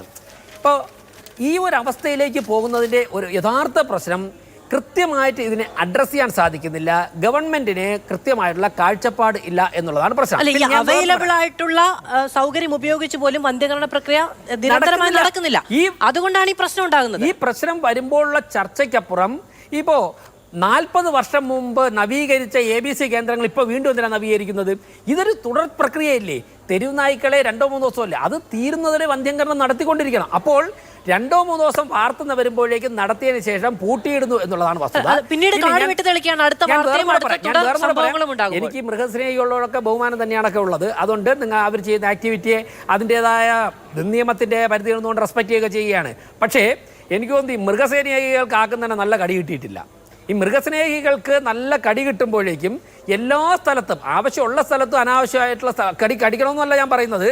കിട്ടിക്കഴിഞ്ഞാൽ ഇടപെട്ട് ബുദ്ധിമുട്ടുണ്ടാക്കുന്നത് ഒരു പരിധിവരെ കേസിൻ്റെ നൂലാമാലകളൊക്കെ തന്നെ ഉണ്ടാകുന്ന അവസാനം AC കാറിൽ പോയിട്ട് AC റൂമിലിരുന്ന് പട്ടി കടിക്കുന്നതിനെ കുറിച്ച് ചർച്ച ചെയ്യാനായിട്ട് നല്ല രസമാണ്. പക്ഷേ സ്വന്തം മക്കൾക്ക് പട്ടി കടിക്കുമ്പോൾ അല്ലെങ്കിൽ ബന്ധുക്കളെ പട്ടി കടിക്കുകയും അത് അതേപോലെ പേ പിടിച്ച നായൊക്കെയാണ് ദൗർഭാഗ്യവശാൽ കടിക്കണമെങ്കിൽ അപ്പോഴാരും തന്നെ AC റൂമിൽ ഇരുന്നുകൊണ്ട് നിയമമൊന്നും പറയില്ല. ബഹുമാനോടെ മുഖ്യമന്ത്രി തന്നെ അദ്ദേഹം തന്നെ പറഞ്ഞിട്ട് ചിരിച്ചുപോയി. കഴിഞ്ഞ ദിവസം പറഞ്ഞു, ഒരു കടുവ നാട്ടിലിറങ്ങിയാൽ ആദ്യം 5 അംഗ കമ്മിറ്റി രൂപീകരിക്കണം, എന്നിട്ട് 5 അംഗ കമ്മിറ്റി കൂടണം, 5 അംഗ കമ്മിറ്റി കൂടി മിനിറ്റ്സൊക്കെ എഴുതി കടുവ എന്ത് ചെയ്യണം എന്ന് തീരുമാനിച്ച് വരുമ്പോഴേക്ക് കടുവ അവിടെ കിടന്നു തരും. നിങ്ങൾ മിനിറ്റ്സ് എഴുതിയിട്ട് വാ, ഞാൻ മിനിറ്റ്സൊക്കെ നോക്കിയിട്ട് വെടിവെക്കാൻ നെഞ്ചു വിരിച്ച് നിർത്തിയതാണ്. അപ്പോൾ പ്രായോഗികമായിട്ട് ചിന്തിക്കുക. തെരുവുനായ്ക്കളെ വന്ധ്യംകരിക്കുവാൻ വേണ്ടി ഗവൺമെൻറ് ഇടപെട്ട് കൃത്യമായി MP രാജേഷ് മന്ത്രിയൊക്കെ തന്നെ പകച്ചു നിൽക്കുകയാണ്. സ്റ്റേറ്റ്മെൻറ്റ് വരുന്നല്ല ഒന്നുമില്ല. അതോടൊപ്പം തന്നെ ഷെൽട്ടറുകൾ നിർമ്മിച്ച് അവിടെ പാർപ്പിക്കുവാൻ തീരുമാനിക്കുക. ഞാൻ ചോദിച്ചോട്ടെ, ഒരുപാട് സംസ്ഥാനങ്ങളുണ്ടല്ലോ, ഈ ഒരു സംസ്ഥാനത്തിലും ഇത്രത്തോളം പ്രശ്നം വരുന്നില്ലല്ലോ. എന്തുകൊണ്ട് കേരളത്തിൽ മാത്രം വരുന്നു?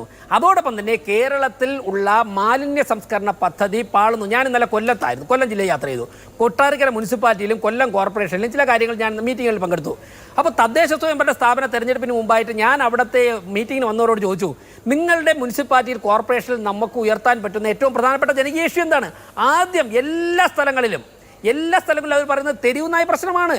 തെരുവുനായി പ്രശ്നം രൂക്ഷമാണ്. അപ്പോൾ ഒരു സംസ്ഥാനത്തെ മുഴുവൻ ബാധിക്കുന്ന ഒരു പ്രശ്നം, അഡ്രസ് ചെയ്യേണ്ട ഒരു പ്രശ്നം, ആ പ്രശ്നം പരിഹരിക്കുന്നതിൽ ഒരു സംസ്ഥാന സർക്കാർ പകച്ചു നിൽക്കുന്നത് മനുഷ്യജീവന് തന്നെ അപകടകരമായ ഒരു സാഹചര്യം ഉണ്ടാകുന്നു എന്നുള്ളതാണ്. ഇതിപ്പോ തുടർച്ചയായിട്ടുള്ള ഒരു സംഭവം മാത്രമല്ല, അല്ലെങ്കിൽ പെട്ടെന്ന് ഉണ്ടായ ഒന്നല്ല. നമ്മൾ തന്നെ തെരുവുനായ പ്രശ്നവുമായി ബന്ധപ്പെട്ട് ഏതാണ്ട് ഒരു വർഷം മുമ്പ് മുതൽ ഇങ്ങോട്ട് വലിയ ചർച്ചകൾ ഉണ്ടായിട്ടുണ്ട്. കേരളത്തിൽ തെരുവുനായകളെ പേടിച്ചിട്ട് പുറത്തിറങ്ങി നടക്കാൻ കഴിയാത്ത സാഹചര്യം പോലും ഉണ്ടായിട്ടുണ്ട്. എന്നിട്ട് വീണ്ടും ഈ ഒരു കാലയളവിന് ശേഷം വീണ്ടും ഈ പ്രശ്നം ഇത്രത്തോളം സങ്കീർണമായി തുടരുന്നുണ്ടെങ്കിൽ ഒന്നും ചെയ്തില്ലേ എന്നൊരു ചോദ്യം സ്വാഭാവികവുമാണ്. ശ്രീ റജി ലൂക്കോസ്, ഇപ്പം വാക്സിനുമായി ബന്ധപ്പെട്ട് വലിയ ആശങ്കകൾ നിലനിൽക്കുകയാണ്. സാധാരണഗതിയിൽ വലിയ ബോധവൽക്കരണം നമ്മൾ നടത്തുന്നുണ്ട്. പട്ടികടിയേറ്റിട്ടുണ്ടെങ്കിൽ, തെരുവുനായ്ക്കളുടെ കടിയേറ്റിട്ടുണ്ടെങ്കിൽ എന്തു ചെയ്യണമെന്ന് അടക്കമുള്ള കാര്യങ്ങൾ. പക്ഷേ അത് നടപ്പിലാകാതെ പോകുന്നുണ്ട്. വാക്സിൻ എടുത്തിട്ട് പോലും കുഞ്ഞുങ്ങളുടെ ജീവൻ നഷ്ടപ്പെടുന്ന സാഹചര്യം ഉണ്ടാകുന്നുണ്ട്. ഇതുമായി ബന്ധപ്പെട്ടുണ്ടാകുന്ന അനിശ്ചിതാവസ്ഥ എവിടെയൊക്കെ, ആശങ്ക എവിടെയൊക്കെ എന്നതുപോലും പ്രശ്നമാണ്. തീർച്ചയായിട്ടും നമ്മൾ ഭയക്കണം.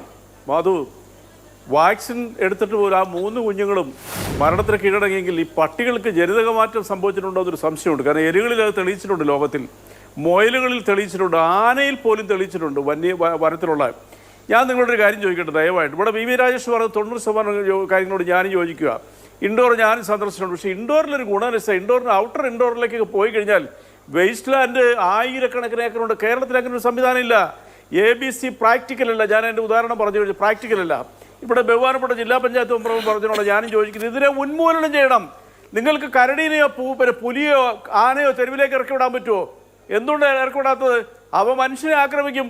ഭൂമിയിലെ ഏറ്റവും അപകടകരമായ ജീവികളിലൊന്നും ആ പട്ടിയെ തെരുവിലേക്ക് ഇറക്കി വിടാം. നിങ്ങളിനി ABCയിൽ ഇതിനെ പിടിച്ചൊന്നും കൂട്ടിക്കോളൂ.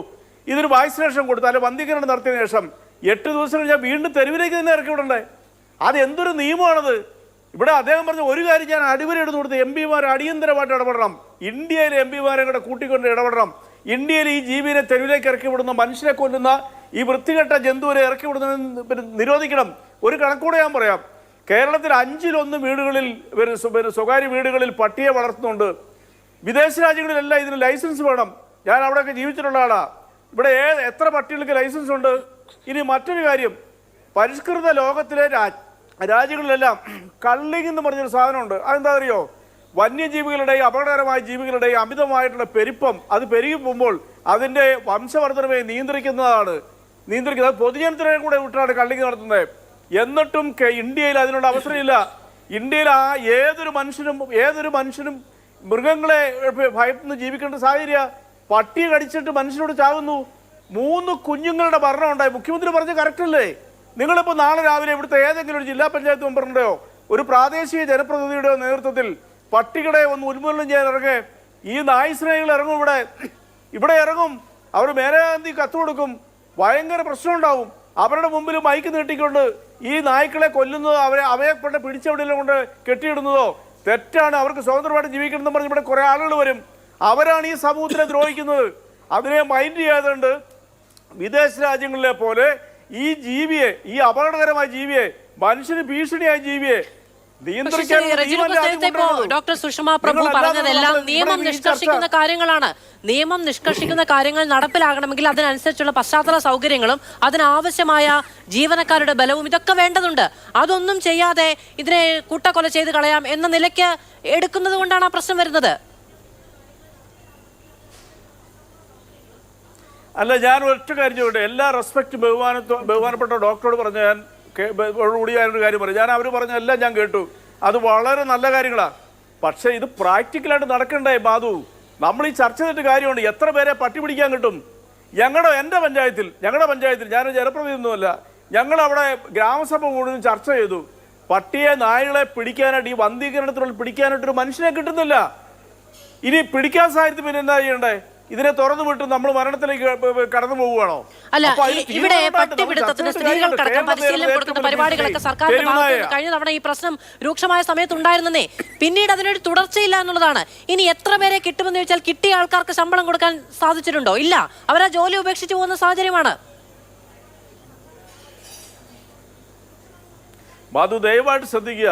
നായെ പിടിക്കാനായിട്ട് ഈ നാട്ടിലെ ആളുകളെയൊക്കെ നിങ്ങൾ എത്ര രൂപ പരിശീലനത്തിന് കൊടുത്താലും നായെ പിടിക്കുന്നതിനുള്ള ആളുകളെ കിട്ടാൻ ബുദ്ധിമുട്ടാ. താല്പര്യമില്ല മനുഷ്യർക്ക്. നമ്മൾ ചുമ്മാ വെറുതെ ഒരു സർക്കാരിനെ കുറ്റപ്പെടുത്തുന്ന കാര്യമില്ല. ഈ സിസ്റ്റം അടിമുടി മാറണം. ഞാൻ അതുകൊണ്ടാണ് പറയുന്നത്, വി രാജേഷ് പറഞ്ഞതിനോട് ഞാൻ യോജിക്കുന്ന കാരണം അതുകൊണ്ടാണ്. നിയമം കൊണ്ടുവരാനായിട്ട് കേന്ദ്ര സർക്കാർ സമ്മർദ്ദം ചെലുത്തുക. അപ്പം അതിന് തയ്യാറാണെന്നല്ലേ വി രാജേഷ് പറഞ്ഞേ. അതിപ്പോൾ നാളെ അതിനെ ആ നിയമം കൊണ്ടുവരണമെന്നൊന്നുമില്ല. ഇവിടെ ഭരണഘടന ഭേദഗതി ചെയ്യാം. പിന്നെ എന്തുകൊണ്ട് ഈ പട്ടിയുടെ കാര്യത്തിൽ ഭേദഗതി ചെയ്യാൻ പാടില്ലാത്തത്? നിങ്ങൾ അങ്ങനെ ആ ഒരു ചിന്തയെടുത്ത് ഇപ്പം ഈ ഒരു ചർച്ച അതിലേക്ക് തന്നെ കിടക്കട്ടെ, അല്ലെങ്കിൽ ഇതൊരു മാർഗ്ഗദർശനമായിട്ട് മാറട്ടെ. നമ്മുടെ നാട്ടിലൊരു കുഞ്ഞിനെ സ്കൂളിൽ വിടാൻ പറ്റുമോ? കടുത്തുരുത്തി സ്ഥലത്തിനടുത്തൊരു സ്കൂളിൽ പട്ടി കയറി കടിച്ചു ഒരു കുഞ്ഞിനെ കണ്ണൂരിൽ ജില്ലാ പഞ്ചായത്ത് അംഗം പി ദിവ്യ ഇതുമായി ബന്ധപ്പെട്ട് സുപ്രീം കോടതിയിൽ വരെ നിയമ പോരാട്ടം നടത്തിയിട്ടുണ്ട്.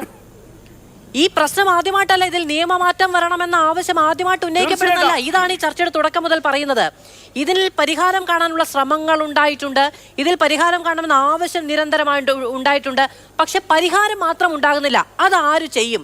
ഇനി ഇതാ നോക്കൂ, എനിക്ക് നല്ല ഉറപ്പുണ്ട്. നേരത്തെ ശ്രീ വി രാജേഷ് പറഞ്ഞതുപോലെ വീണ്ടും അടുത്ത വർഷം അല്ലെങ്കിൽ 5-6 മാസം കഴിയുമ്പോൾ വീണ്ടും ഈ പ്രശ്നം ഉണ്ടാകുന്ന സമയത്ത് വീണ്ടും ചർച്ച ചെയ്യുക എന്നതല്ലാതെ എത്ര ചർച്ച ചെയ്താലും പറഞ്ഞാലും എത്ര കുഞ്ഞുങ്ങളെ കണ്ടാലും സംവിധാനം അനങ്ങുന്നില്ലെങ്കിൽ പിന്നെ എന്ത് ചെയ്യാൻ പറ്റും? മാധു, ഞാൻ ഒറ്റ കാര്യം ഇവിടെ റെസ്പെക്റ്റോട് പറയാം. സംവിധാനത്തിനെ മാത്രം നമ്മൾ കുറ്റപ്പെടുത്തിയിട്ട് കാര്യമില്ല. കാരണം കേരളം എന്ന് പറയുന്നുണ്ടെങ്കിൽ ഹൈലി ഡെൻസിറ്റി ഉള്ളതാണ് ഈ പോപ്പുലേഷൻ്റെ കാര്യത്തിൽ. ഇവിടെ ഒരു ഷെൽട്ടർ ഹോം ഉണ്ടാക്കിയിട്ടുണ്ട്, ജനം എതിർക്കും. ഞാനത് 2 ഉദാഹരണങ്ങൾ പറഞ്ഞത്. നമ്മുടെ നാട്ടിൽ ഒരു പട്ടികൾക്ക് ഒരു സംരക്ഷണ കേന്ദ്രം ഉണ്ടാക്കി അവിടെ കൊണ്ട് നിങ്ങളെ പാർപ്പിച്ചാൽ ആ നാട്ടുകാർ എതിർക്കുവാന്നേ. കാരണം ജനങ്ങൾക്ക് ഈ ജീവിയോടുള്ള അതൃപ്തി അതാണ്. അപ്പോൾ നമ്മൾ ചെയ്യേണ്ടത് എന്താ? ഇതിൻ്റെ കള്ളിങ് തന്നെയാണ്. ഇതിൻ്റെ വംശപരിമയെ ഇതിനെ ഇല്ലാതാക്കുക. അല്ലാത്തവർക്ക് ഈ പട്ടിപ്രേമികൾക്ക് അവരെ വീട്ടിൽ വളർത്തിക്കോട്ടെ, അവർ ഭക്ഷണം കൊടുത്തോട്ടെ. ആരെ തർക്കമുള്ളത്? ഇവിടുത്തെ ഒരു ജീവിയെ വംശനാശം നടത്തണമെന്ന് ആരും പറയുന്നില്ല. അത് ജനങ്ങൾ തന്നെ തീരുമാനിക്കണം. ജനങ്ങൾ രംഗത്തിറങ്ങണം. ഇപ്പം ഞാൻ പറഞ്ഞല്ലോ, ഒരു കള്ളിങ്, അതായത് ഇതിൻ്റെ വംശ വർധനവ് അതിനെ നിയന്ത്രിക്കാനായിട്ട് കേരളത്തിലെ പൊതുജനം ഒറ്റക്കെട്ടായിട്ട് രംഗത്തിറങ്ങിയാൽ നിങ്ങൾക്ക് തോന്നുന്നുണ്ടോ അത് വിജയിക്കുമെന്ന്? ഇറങ്ങത്തില്ല. കാരണം എന്തുകൊണ്ടാ? മനുഷ്യന് ഭയം, അവരെ ജയിലിലടയ്ക്കും. അതാ പറഞ്ഞത്, ഒരു പേപ്പട്ടിയെ നിങ്ങൾ തല്ലിക്കൊന്നാൽ നിങ്ങളെ അറസ്റ്റ് ചെയ്യാം, നിങ്ങളെ ജയിലിലടയ്ക്കാം. ഈ നാടെങ്ങനെയാ? ഈ ഇന്ത്യയിലെ നിയമം, ആ നിയമം മാറ്റേണ്ടത് ആത്യന്തികമായിട്ട് നമ്മൾ ചെയ്യേണ്ടത് എന്താ? നടപടികൾ എങ്ങനെ വരും എന്നുള്ളത് നമ്മൾ കണ്ടറിയേണ്ടതുമാണ്. ഡോക്ടർ സുഷമ പ്രഭു, ഈ ഇത്രത്തോളം പെറ്റുപെരുകിയ തെരുവുനായ്ക്കളുടെ മുന്നിൽ നിന്നുകൊണ്ട്, ആ എണ്ണത്തിന് മുന്നിൽ നിന്നുകൊണ്ട് നിയമം നിഷ്കർഷിക്കുന്ന ഇപ്പോൾ ഉള്ള പ്രൊവിഷൻ മാത്രം അനുസരിച്ച് മുന്നോട്ട് പോകാൻ കഴിയും എന്ന് പറയുന്നത് കാര്യക്ഷമമായി നടപ്പിലാകാത്ത ഒന്നല്ലേ?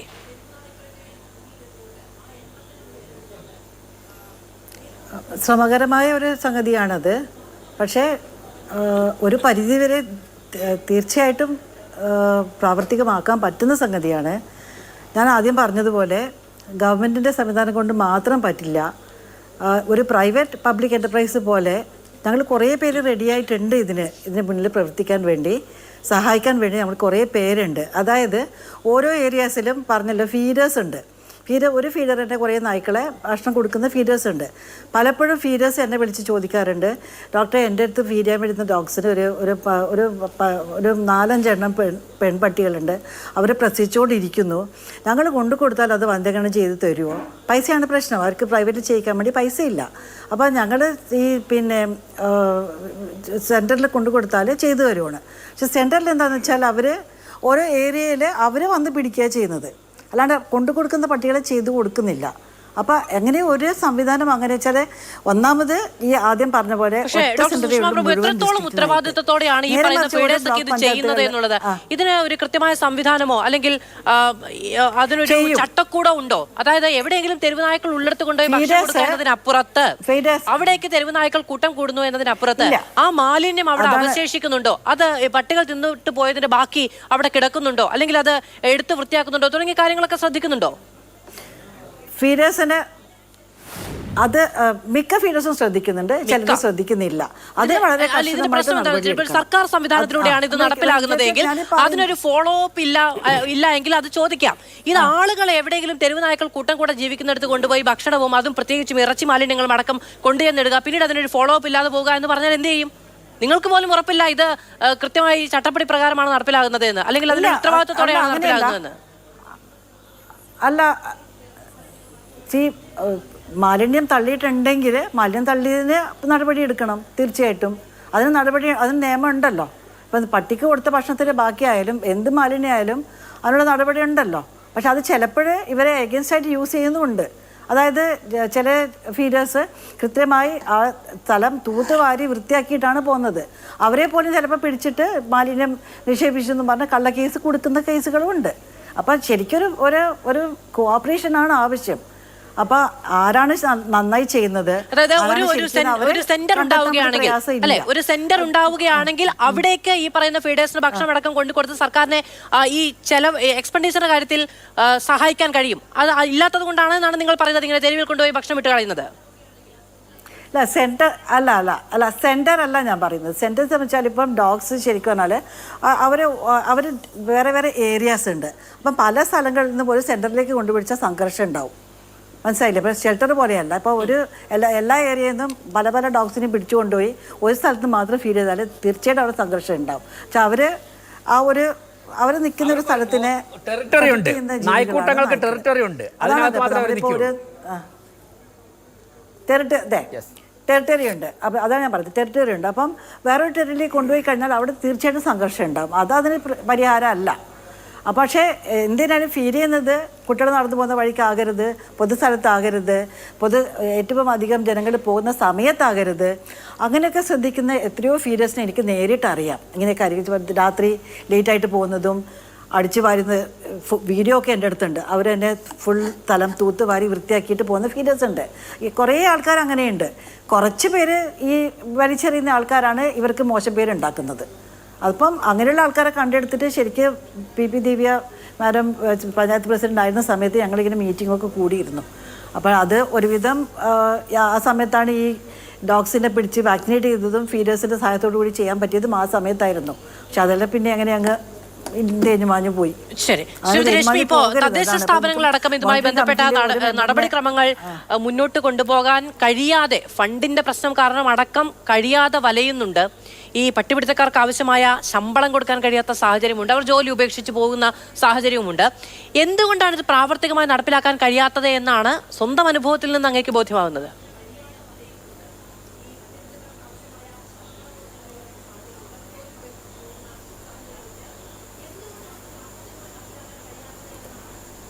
ശ്രീമതി രശ്മി, കേൾക്കാമോ? കേൾക്കാം.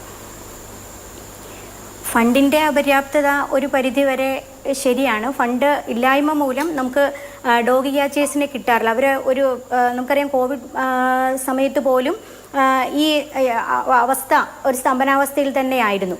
പക്ഷെ അതിനുശേഷം നമ്മൾ ഫണ്ട് കണ്ടെത്തുക. ഇപ്പം ജനപ്രതിനിധികളെ സംബന്ധിച്ചിടത്തോളം ഒരു പട്ടി കടിച്ചാൽ, ചിലപ്പോൾ ഇന്ന് ഞാൻ ഇവിടെ നിന്ന് വീട്ടിലേക്ക് പോകുമ്പോഴേക്കും ഒരു പട്ടി വന്ന ഒരാളെ കടിച്ച് എൻ്റെ മുന്നിൽ തന്നെ ഒരു പട്ടിയെ കടിച്ചാൽ ആ സമയത്ത് നമുക്കൊന്നും ചെയ്യാൻ പറ്റാതെ പകച്ചു നിൽക്കുന്ന ഒരവസ്ഥയിലായിരിക്കാം. അപ്പം നമ്മൾ അതിനെല്ലാം ഒരു സ്ഥിരമായ ഒരു സംവിധാനം ഉണ്ടാവണം. ഇപ്പോൾ ഡോഗ് ക്യാച്ചേഴ്സിൻ്റെ അപര്യാപ്തതയും പിന്നെ ഫണ്ട്, നമുക്കറിയാം ഫണ്ടിൻ്റെ അപര്യാപ്തത. ഇപ്പം ഞാൻ തന്നെ നേരത്തെ സൂചിപ്പിച്ചതുപോലെ 1,26,00,000 രൂപ ഷെൽട്ടർ ഹോമിന് വേണ്ടി ഞങ്ങൾ മാറ്റിവെക്കുമ്പോൾ ഞങ്ങളുടെ എല്ലാം പ്രദേശങ്ങളിലെ ധാരാളം വികസന പ്രവർത്തനങ്ങളാണ് മുടങ്ങുന്നത്.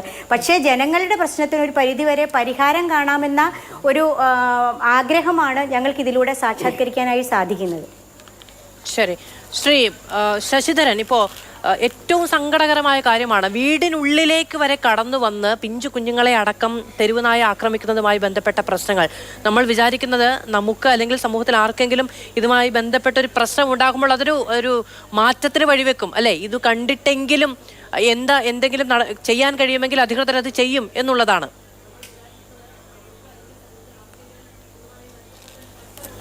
അതെ, ഇപ്പോൾ ഈ 3 കുട്ടികൾ മരിച്ചതും വിഷബാധയുള്ള പട്ടി കടിച്ചതിൻ്റെ പേരിലാണ് ഈ 3 കുട്ടികൾ മരിച്ചത്.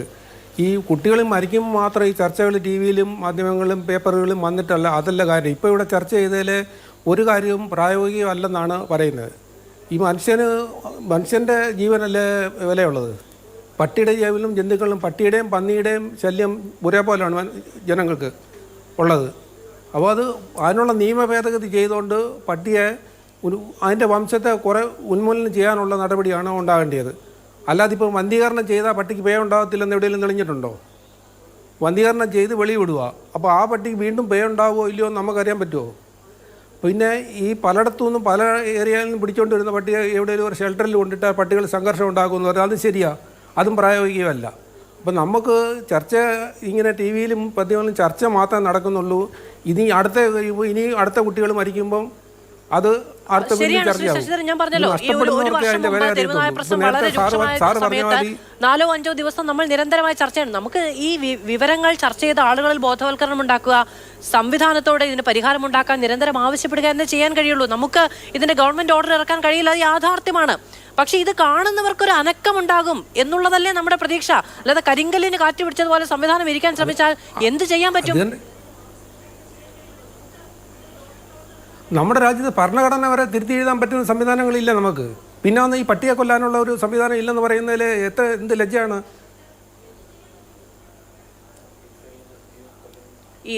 അതിനുള്ള നിയമ ഭേദഗതി വരുത്തിക്കൊണ്ട് പട്ടികളെ ഉന്മൂലനം ചെയ്യാനുള്ള നടപടിയാണ് ഉണ്ടാകേണ്ടത്.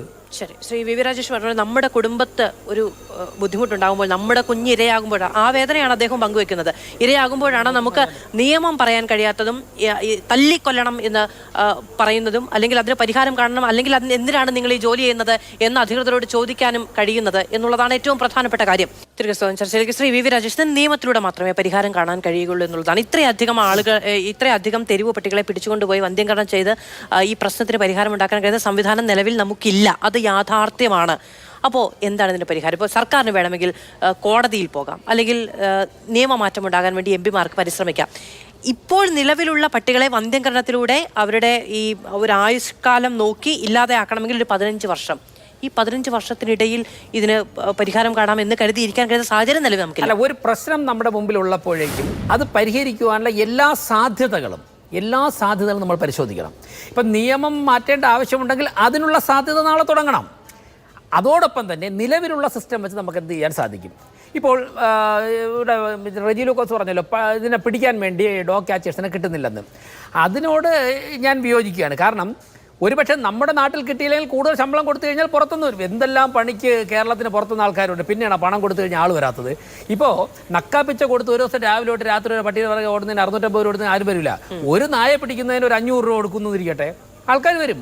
അപ്പോൾ അവന് ഒരു ദിവസം ഒരു 10 എണ്ണത്തിന് പിടിച്ച് 5000 രൂപ കിട്ടും. ഇപ്പോൾ തിരുവനന്തപുരത്ത് 8400 നായ്ക്കളുണ്ടെന്നോ ഞാൻ കണക്ക് നോക്കി. ഒരു നായ്ക്ക് ഒരു 500 രൂപ കൊടുക്കുന്നു, നിങ്ങൾ പരസ്യം കൊടുത്തു നോക്ക്. ആൾക്കാർ എവിടെ നിന്ന് പറന്നു വരും? ആൾക്കാർ ഒരു 50 ലക്ഷം രൂപ ഉണ്ടെങ്കിൽ 16 നായെ പിടിക്കാം. 50 ലക്ഷം രൂപ മാറ്റി വെച്ചാൽ 16 നായെ പിടിച്ചിട്ട്. പക്ഷേ ഈ വന്ധ്യംകരിക്കുന്നത് കൃത്യമായിട്ട് മോണിറ്റർ ചെയ്യണം. ഈ വെറ്ററി പാസ്സാകാത്തവരൊക്കെ പോയി ചെന്ന് വന്ധ്യംകരിക്കുമ്പോഴാണ് പട്ടി 3 പ്രസവിച്ച 30 എണ്ണം പ്രസവിക്കുന്നത്. കൃത്യമായിട്ട് അതിനെ മോണിറ്റർ ചെയ്തിട്ട് വന്ധ്യംകരിക്കുകയും അതോടൊപ്പം തന്നെ ഒരു 5-10 കോടി രൂപ മാറ്റി വെച്ച് കഴിഞ്ഞാൽ ഷെൽട്ടർ ഹോം പണിയാൻ സാധിക്കും. ഇപ്പോൾ നമ്മുടെ ശശിധരൻ അദ്ദേഹം പറഞ്ഞല്ലോ, ഷെൽട്ടർ ഹോമിൽ പല സ്ഥലത്തു നിന്ന് നായ്ക്കളെ കൊണ്ടിട്ട് കഴിഞ്ഞാൽ അത് തമ്മിൽ കടികൂടാം. അത് നമ്മൾ നോക്കേണ്ട കാര്യമില്ല. അത് 2 ദിവസം കടികൂട്ടിയാൽ മതി ആയിക്കോളും. അല്ല, ഇപ്പോൾ അങ്ങനെയാണെങ്കിൽ തെരുവിൽ കിടക്കുന്ന നായ്ക്കൾ എല്ലാ ദിവസം കടികൂടാറില്ലല്ലോ. ചിലപ്പോൾ 2 ദിവസം കടികൂടുമായിരിക്കും, 2 വേളം കാണിക്കുമായിരിക്കും. നമ്മൾ ഭക്ഷണം ഇട്ട് കൊടുക്കുക, ഡോക്ടറെ വെച്ചിട്ട് അതിന് എന്തെങ്കിലും അസുഖം വരികയാണെങ്കിൽ ട്രീറ്റ് ചെയ്യുക, കൃത്യമായിട്ട് കൂട് ക്ലീൻ ചെയ്യുക. അത് തമ്മിൽ കടിക്കുന്നോ ഇല്ല എന്നുള്ളത് നമ്മുടെ പ്രശ്നമൊന്നുമല്ല. അതൊക്കെ 2 ദിവസം കടി കൊണ്ടുമ്പോഴേക്കും അത് ഒന്നുകിൽ ശക്തിയുള്ളത് കൂടുതൽ കടിക്കില്ലെങ്കിൽ മറ്റേ ഉണ്ടായിരിക്കും. പക്ഷേ ഒരു 5-10 കോടി രൂപ മാറ്റി വയ്ക്കും, ഒരു 50 ലക്ഷം രൂപ നായ്ക്കളെ പിടിക്കുവാനും മാറ്റി വെച്ച് കഴിഞ്ഞാൽ തിരുവനന്തപുരത്തെ പ്രശ്നം പരിഹരിക്കാം. അതോടൊപ്പം തന്നെ നിയമത്തിൽ മാറ്റം വരുത്തണമെങ്കിൽ അതിന് ഇത് ഇരുമ്പോലൊക്കെ ഒന്നും അല്ലല്ലോ. ജനങ്ങൾ ആവശ്യപ്പെട്ട് കഴിഞ്ഞാൽ, ജനപ്രതിനിധികൾ ആവശ്യപ്പെട്ട് കഴിഞ്ഞാൽ ചർച്ച വരുമ്പോൾ ആവശ്യമാണെന്നുണ്ടെങ്കിൽ സ്വാഭാവികമായിട്ട് വരും. ഇപ്പം ഞാൻ മനസ്സിലാക്കുന്നത് മറ്റുള്ള സംസ്ഥാനങ്ങൾ, കേന്ദ്ര നിയമമാണെങ്കിൽ മറ്റുള്ള സംസ്ഥാനങ്ങളിൽ നിന്ന് ഈ ആവശ്യം വരുന്നില്ല. അവർ വർഷങ്ങൾക്ക് മുമ്പ് തന്നെ ദീർഘവീക്ഷണത്തോടെ കൃത്യമായിട്ട് സിസ്റ്റമാറ്റിക്കായിട്ട് കാര്യങ്ങൾ നടപ്പിലാക്കിയിട്ട് പരിഹരിച്ചു കഴിഞ്ഞു. 23 കോടി ജനങ്ങൾ, 24 കോടി ജനങ്ങളുള്ള ഇവിടെ ഉത്തർപ്രദേശിൽ നിന്ന് എന്തേ പ്രശ്നം വരാത്തത്? അവിടെ നായ്ക്കളില്ലാത്തതുകൊണ്ടാണ്. അപ്പോൾ കേരളത്തിലാണ് ഇതിൻ്റെ ആവശ്യമെങ്കിൽ കേരളത്തിൽ നിന്ന് സമ്മർദ്ദം ചെലുത്തേണ്ട ഘടകങ്ങൾ സമ്മർദ്ദം ചെലുത്തണം. ഞാൻ ഒരു കാര്യം പറയാം. ഇപ്പോൾ തെരുവ് നായ്ക്കളെ വന്ധ്യംകരിക്കുന്നതിൽ പോലും നടക്കുന്ന അഴിമതിയാണ് ഇവിടെ പ്രശ്നം. നേരത്തെ സംസാരിച്ചു പോയപ്പോൾ ഒരു വാക്കുപയോഗിച്ചു, മാഫിയകൾ. പേവിഷത്തിനെതിരായി എടുക്കുന്ന വാക്സിൻ അതുപോലും എടുത്തിട്ട് പരിഹരിക്കാൻ കഴിയുന്നില്ലെങ്കിൽ അതിനെ പോലും ഡയല്യൂട്ട് ചെയ്യാൻ ഇന്ന് മാഫിയകൾ കടക്കുന്നു. അപ്പോൾ ഇവിടെ പോലും എവിടെയൊക്കെ ഏതൊക്കെയോ കോണുകളിൽ അഴിമതി നടക്കുന്നത് കൊണ്ടാണ് സിസ്റ്റമാറ്റിക്കായിട്ട് പ്രശ്നം പരിഹരിക്കാൻ സാധിക്കാത്തത്. ഈ പ്രശ്നം പരിഹരിച്ചേ മതിയാവുകയുള്ളൂ. തെരുവ് നായ്ക്കളുടെ അനുമതിയോടുകൂടി മാത്രമേ മനുഷ്യന് നാട്ടിലിറങ്ങി നടക്കാൻ സാധിക്കുകയുള്ളൂ എന്നുള്ള അവസ്ഥ പരിതാപകരമാണ്. ഗവൺമെൻറ്റും തദ്ദേശ സ്വയംഭരണ സ്ഥാപനങ്ങൾ ഇടപെടണം. ഞാനും മാധു ഇരുന്ന് സംസാരിക്കുന്നത് തിരുവനന്തപുരത്താണ്, തിരുവനന്തപുരം കോർപ്പറേഷനിലാണ്. ബഹുമാനപ്പെട്ട മന്ത്രി ശ്രീ വി ശിവൻകുട്ടി, അദ്ദേഹം ഒരു 10-30 വർഷം മുമ്പ് തിരുവനന്തപുരം മേയറായിരുന്ന സമയത്ത് തന്നെ ഞാൻ കേൾക്കുകയാണ് ഇവിടുത്തെ വന്ധ്യംകരണം സമ്പൂർണ്ണമായിട്ട് സിസ്റ്റം പരാജയപ്പെട്ടിരിക്കുകയാണ്. ഇപ്പോൾ ഇത് പറയുമ്പോഴേക്കും ഈ മാതൃഭൂമിയിലെ ചർച്ച കഴിഞ്ഞിട്ട് ഞാൻ എൻ്റെ വീട്ടിലേക്ക് നടന്നാണ് പോകുന്നത്. 4-5 പട്ടികൾ അവിടെ കാത്തു കിടക്കുകയാണ്. ഇതിൽ പ്രശ്നം എന്താ വെച്ച് കഴിഞ്ഞാൽ ഈ മാലിന്യം വലിച്ചെറിയുമ്പോൾ, അതായത് ചോര പുരണ്ട ഇറച്ചി റോഡിലേക്ക് വലിച്ചെറിയുന്നത് തിരുവനന്തപുരത്ത് വ്യാപകമായിട്ട് കാണുന്നുണ്ട്, പല സ്ഥലങ്ങളിലുമുണ്ട്. അപ്പോൾ എന്താ ചെയ്യുന്നത്, ഈ ചോരയുടെ രുചി അറിഞ്ഞ നായ്ക്കളുണ്ട്, അതാണ് മനുഷ്യരെ കൂടുതലായിട്ട് കടിക്കുന്നത്. പിന്നെ അത് എന്ത് ആഹാരം കൊടുത്തു കഴിഞ്ഞാലും അതിന് ഇറച്ചി കിട്ടണം. അപ്പോൾ മാലിന്യ പ്രശ്നം, തെരുവുനായ് പ്രശ്നം, ഇതൊക്കെ തന്നെ കണക്ട് ചെയ്തിട്ടുള്ള ഒരു ഇഷ്യൂ ആയിട്ട് മാറിയിട്ടുണ്ട്. ഇപ്പോൾ പേവിഷത്തിന് എതിരായി കുത്തിവയ്പ്പ് നടത്തുന്ന വാക്സിനേഷൻ, ആ വാക്സിനേഷനിൽ പോലും ഇഫക്റ്റ് ഇല്ലാതെ വരുന്നത് കേരളത്തിലെ ജനങ്ങൾ ആശങ്കയോടെയാണ് കാണുന്നത്. ഗതികേട് എന്ന് പറയുന്നത് അത് സ്വയം അംഗീകരിച്ചുകൊണ്ട് പറയുന്നതാണ്. തെരുവുനായ പ്രശ്നം ഇതിനു മുൻപ് കേരളത്തിൽ ഗുരുതരമായ സമയത്ത് ഉന്നയിക്കപ്പെട്ട അതേ കാരണങ്ങളും അതേ പരിഹാര നിർദ്ദേശങ്ങളും അതേ പ്രശ്നങ്ങളുമാണ് ഇപ്പോഴും ചൂണ്ടിക്കാണിക്കപ്പെടുന്നത്.